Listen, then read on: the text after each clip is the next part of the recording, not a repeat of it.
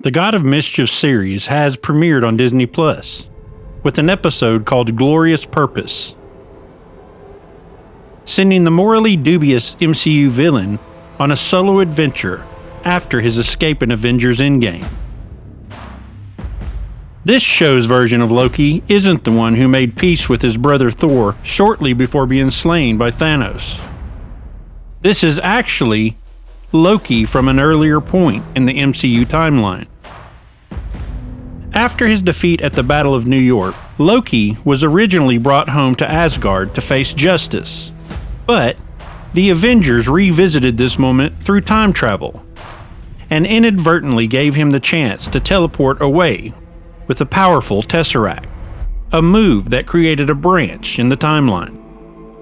This show follows the meaner, crueler Loki immediately from that moment. In the episode's final moments, Loki accepts that he can't compete with the power wielded by the chronological cops of the Time Variance Authority. Agent Mobius, played by Owen Wilson, reveals that our Loki isn't the only Loki running around. Another version of him has been creating timeline chaos by killing teams of TVA agents in various eras and stealing their reset charges.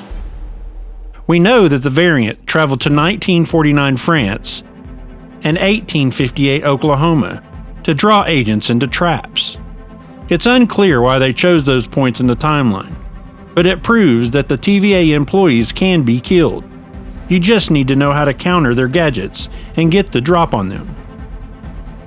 As Loki is shepherded through the TVA, he comes across a lovely tutorial video that reveals a bunch of rival timelines once fought in a vast multiversal war that nearly destroyed reality. The trio of timekeepers imposed order by organizing them all into a single sacred timeline. Anyone who steps off the predetermined path creates a nexus event, a branch in the timeline that could easily go out of control. The TVA arrests the offender and sets the timeline back to its original path, with reset charges. I suspect the timekeepers aren't as altruistic as the tutorial makes them seem. They're essentially imposing their will on every living being. The TVA also has a major totalitarian vibe, since a security guard straight up murders a spoiled rich kid for failing to take a ticket, and hapless Casey has lived his entire life behind a desk. It also seems likely that the multiverse will be restored to some degree by the end of this show's 6-episode run, given the title of the next Doctor Strange, and reports about Spider-Man No Way Home. When Mobius asks Loki why he wants to make others submit to his will, his answer reveals how his thinking mirrors that of the Timekeepers. It also seems like a twisted take on the Robert Frost poem, The Road Not Taken. He's furious at the TVA because he knows on some level that he's no better than they are. This episode also reveals the moments immediately after Loki's escape. Something we've all been wondering about since that movie came out. The poor guy teleports halfway around the planet and lands hard in the Mongolian part of the Gobi Desert. Dusting himself off, he tries hitting some locals with a grandiose speech before a squad of TVA agents bust him. Loki might be a god, but we immediately see that the agents wield powers far beyond his. Later, Loki's concept of power is thrown even more when he finds a bunch of Infinity Stones sitting in a desk drawer, suggesting they've been used to break off from the sacred timeline multiple times, and learns that TVA workers use them as paperweights.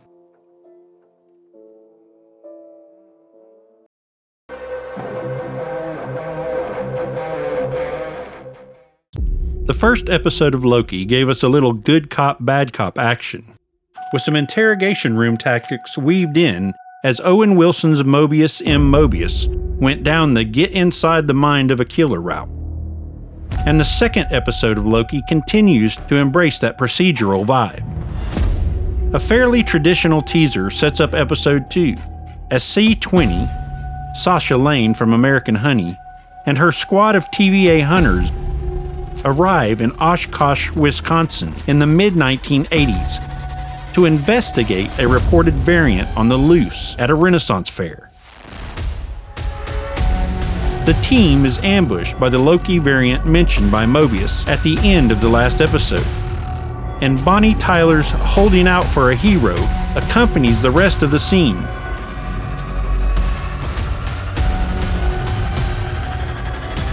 Back at the TVA, Loki is learning-ish. Also, can we take a guess at who might be leading the pack when it comes to variant numbers if Loki is second place? Keep checking the background at the TVA. We've already seen a Skrull and Peggy Carter. Now our Loki is being teased with the possibility that he could snag an audience with the Timekeepers if he keeps playing along.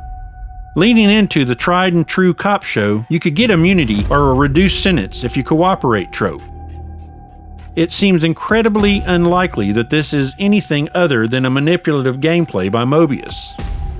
Loki is put to work pouring through the case files and having a fun interaction with the live-action Roz from Monsters, Inc. The stakes are high here. Loki's life pretty much depends on him finding a breadcrumb or two, and luckily, he manages it during an emotional scene where he processes that Asgard, the home he grew up in and then abandoned, is gone. He digs a little deeper into the destruction of Asgard and finds that there was no variance energy detected at Ground Zero, and has an epiphany that the show seems to be hoping you don't ask too many hard questions about. But they try out Loki's winning theory in Pompeii just as the city is being destroyed. At this point, Loki has used his incessant talking to plant a much-needed seed of doubt in Mobius's mind about whether the Timekeepers and the TVA are really the good guys. And it all leads to Mobius having his own kablooey epiphany. Mobius's eureka moment places the murderous variant in 2050 Alabama. The Roxcart mission indeed unveils the mystery variant. It's Sophia DiMartino, and the credits identify her as Sylvie, also known as Enchantress, and not Lady Loki as we may have expected. It's not Sylvie who is revealing her grand plan upon being discovered. It's Loki, and she's way ahead of him. "This isn't about you," she tells Loki, somewhat echoing the Ancient One's dying words to Doctor Strange. Loki might be a little closer to shrugging off his self-absorbed nature than Sylvie realizes. In my favorite part of the episode, he checks to make sure B-15 is okay when she's left unconscious by her possession. Loki isn't holding out for a hero, but he might just become one himself. Or maybe he's just lifting a weapon off her body, and I'll have to take it on the chin next week.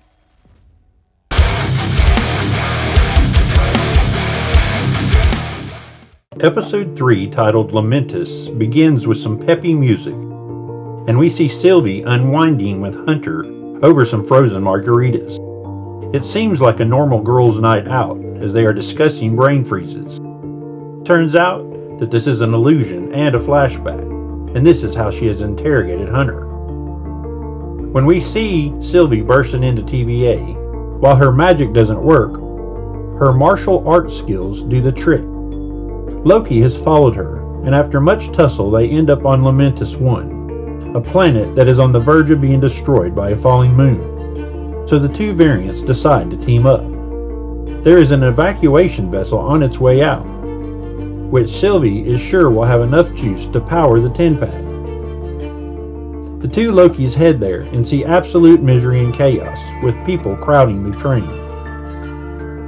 Sylvie has a plan which is immediately rejected by Loki, who decides to disguise himself as a guard. Both of them get on the train and begin to get to know each other.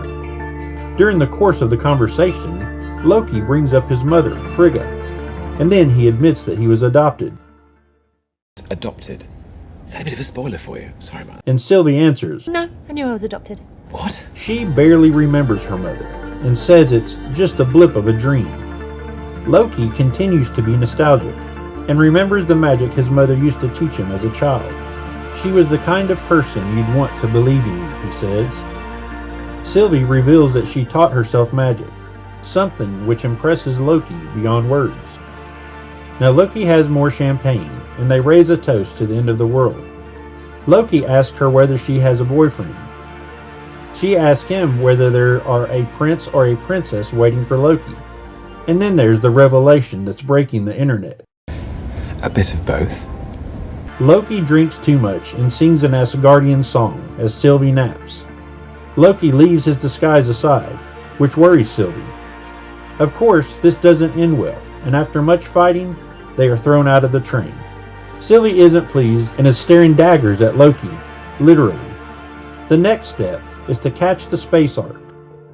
As apocalyptic doom looms closer, the two have a conversation about trust, and she reveals how she's able to trick the TVA using fantasy and illusion. And then there's a twist. They discover everyone from the TVA is a variant. The episode ends with Loki and Sylvie watching as their only hope for escape explodes in front of them.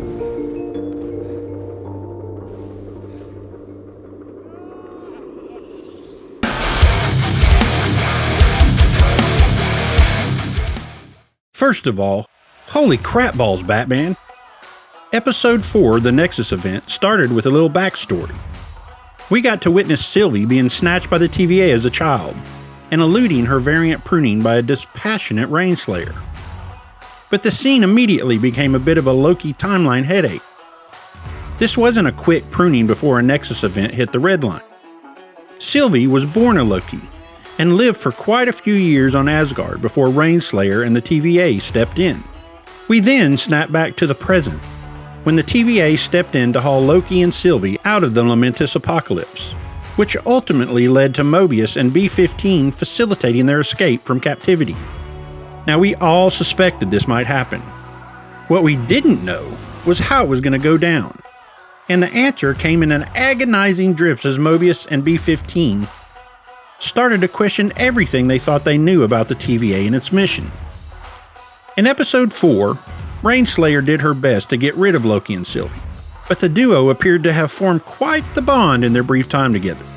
A bond that Mobius picked up on fairly quickly. Elsewhere, Owen Wilson just continued killing it as Mobius.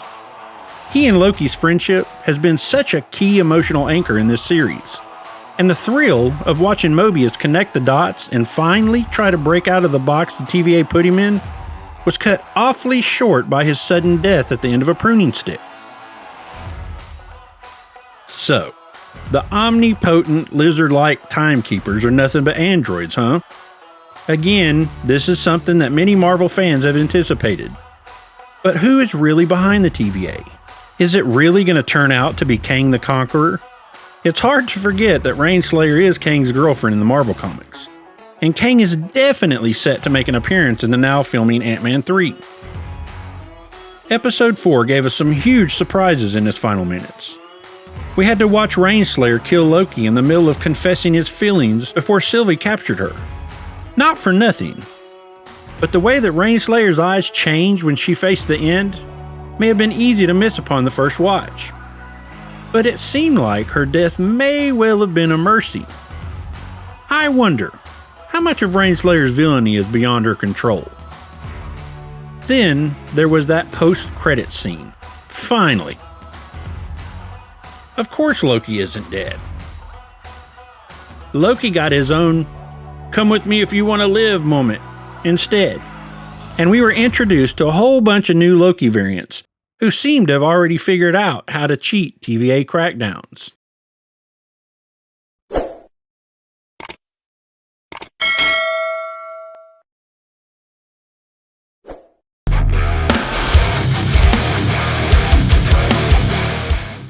The 5th episode of Loki, titled Journey into Mystery, does a decent job of keeping up the pace set by last week's final revelations.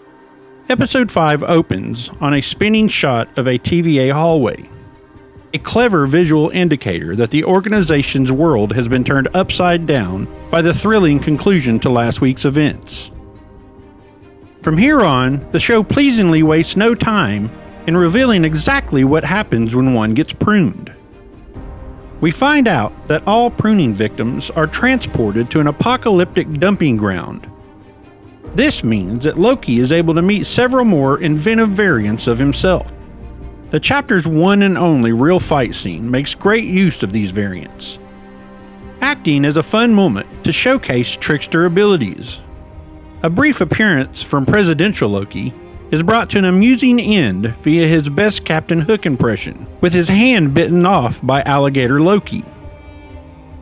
All of these variants may be different from one another, but this scene quickly demonstrates that if there's anything we know, it's that you can't trust a Loki. While some episodes of Loki have taken their time to move the plot along, thankfully the same can't be said here. We quickly learn that the Void is a place at the end of time where nothing ever returns. Here, Alioth, a giant smoky Godzilla-like tempest, roams its skies, preying on all who have been pruned. Now, a new course of action is needed then, and it isn't solely down to Loki's way of thinking, as Sylvie has a plan of her own. Now, that's not to say there isn't still time for things to slow down, though, even amongst the chaos that reigns at the end of time. The standout scene in this episode is quite literally the calm before the storm, as Loki and Sylvie nervously chat away like two awkward teenagers discovering romantic feelings for the first time. Now, let's talk character bonds. It's a huge relief to see Owen Wilson return, as well as providing a second opportunity for him to supply some of his trademark dry humor. It also grants Loki and Mobius the opportunity to say the proper goodbye that appeared to be robbed from us last week. It's with Sylvie then that Loki must work with to bring an end to this story, armed with the theory that Alioth is guarding whoever is truly behind the TVA. The duo combine their power to enchant the Gatekeeper. It's a visually impressive ending that peaks with the apparition of Asgard via classic Loki. As the dust settles and the smoke clears, we're still left with the big question of who is behind all of this. The episode may move along with pace, but we're still not a whole lot closer to a conclusion. Sure, there have been some touching character moments and development along the way, but there still feels like there's a lot left to do in next week's finale. With theories flying around the internet as to who the big bad may be, Loki is walking the same thin line that WandaVision did before a finale that left many viewers cold. Here's hoping Loki manages to end on a stronger note and deliver an ending as thrilling as the mystery weaved throughout deserves.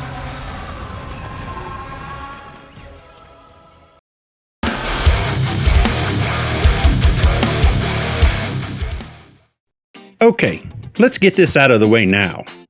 It was indeed Kang. Sorry, he who remains.